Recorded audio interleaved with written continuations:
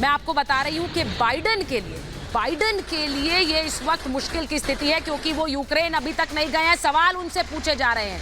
वहीं बाइडेन के लिए इस वक्त सिर्फ रूस एक चिंता नहीं बना हुआ है, चीन भी उसके लिए चिंता है और नॉर्थ कोरिया भी उसके लिए चिंता है। कैसे नॉर्थ कोरिया उसके लिए सरदर्द बन गया है, मैं आपको बताती हूं कि कैसे। जरा ग्राफिक दिखाइए महेश, कि कैसे नॉर्थ कोरिया एक बहुत बड़ा सर का जंजाल बन गया है।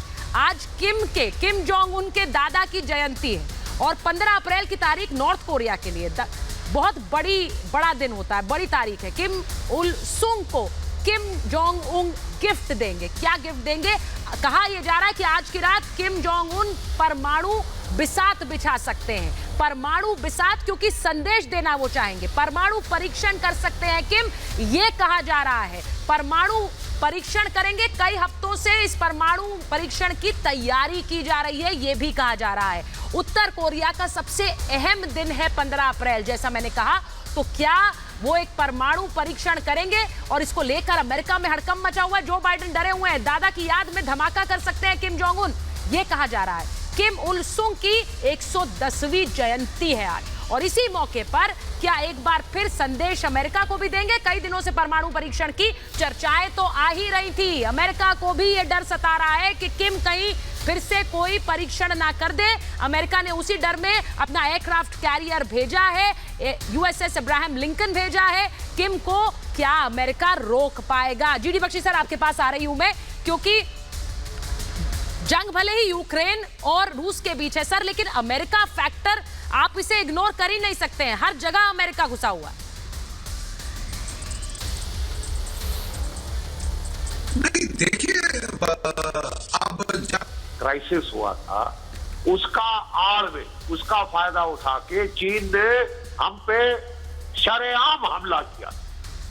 ये तो इतिहास है, इतिहास गवाह है इस चीज का। तो जब इतना बड़ा युद्ध हो रहा है, तो क्या चीन उसका फायदा उठा के ताइवान पे चढ़ाई करेगा? देखने वाली बात है। कुछ इंडिकेशन आ रही है कि वहां भी गर्मा गर्मी तनातनी हो रही है।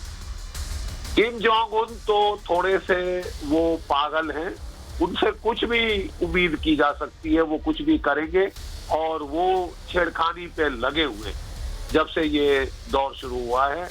मिसाइल टेस्टिंग करेंगे। अगर उन्होंने न्यूक्लियर परीक्षण भी कर दिया तो मुझे हैरानी नहीं होगी, क्योंकि वो भी ये दिखाना चाहते हैं कि मुझे हाथ मत लगा।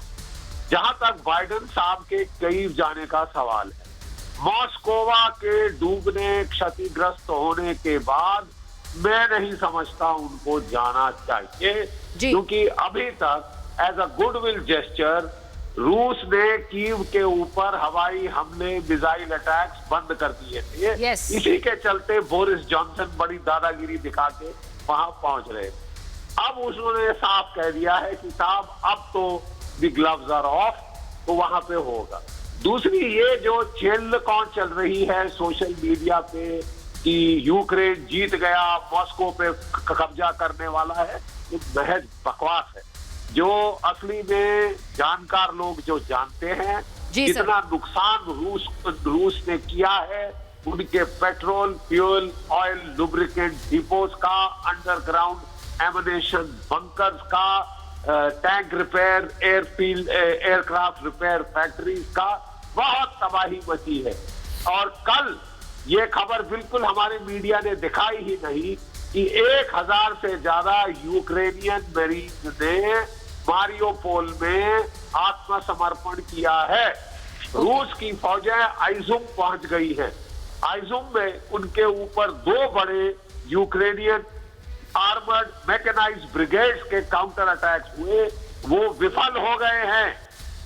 आइजुम से उनकी फौजें दक्षिण की तरफ आ सकती हैं। मारियोपोल से अब उनकी फौजें ऊपर जाकर, जो कि 50,000 यूक्रेन के सैनिक डॉनबास के आगे हैं,